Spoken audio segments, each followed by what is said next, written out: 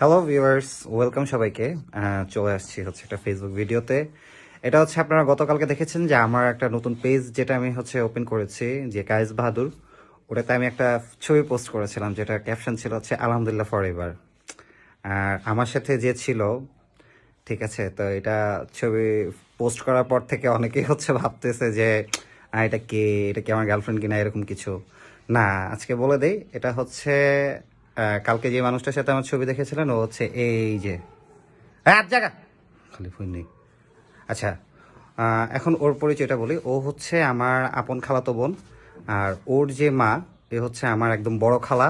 ওনাকে আমি কখনো ছোটবেলা থেকে এই পর্যন্ত খালা বলে সম্বোধন করিনি, ওনাকে আমি আম্মা বলে সম্বোধন করতাম। আর ও হচ্ছে আমার খুব ইমিডিয়েট জুনিয়র। ওর সাথে আমার বয়সের পার্থক্য কত, আমরা পিঠাপিঠি ভাই বোন। আমরা হচ্ছে 2 বছরের মানে গ্যাপ, 2 থেকে 3 বছরের।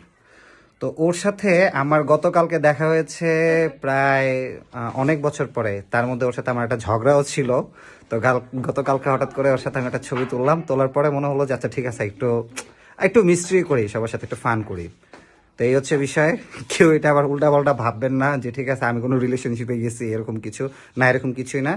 ঠিক আছে, ও হচ্ছে আমার বোন। আর আলহামদুলিল্লাহ ফর এভারটা বলার কারণ হচ্ছে আমি অনেক দিন যাবত আমার ফ্যামিলির রিলেটিভস যারা আছে, বিশেষ করে হচ্ছে আমার আহ, বড় খালা অর্থাৎ আমার আম্মা, তারপরে এদের সাথে আমার অনেক দিন যাবত যোগাযোগ, কমিউনিকেশন, দেখা সাক্ষাৎ বন্ধ মানে একদম ছিলই না বলতে গেলে। তো হঠাৎ করে অনেক দিন পরে তাদের সাথে আমি দেখা করলাম। তো যার কারণে মানসিকভাবে এবং মনের দিক থেকেও হচ্ছে আমি হ্যাপি। এই জন্য আলহামদুলিল্লাহ ফর এভারটা লিখেছি। সো কেউ কোনো ধরনের রিউমারের দিকে, গুজবে কান দিবেন না। Thank you.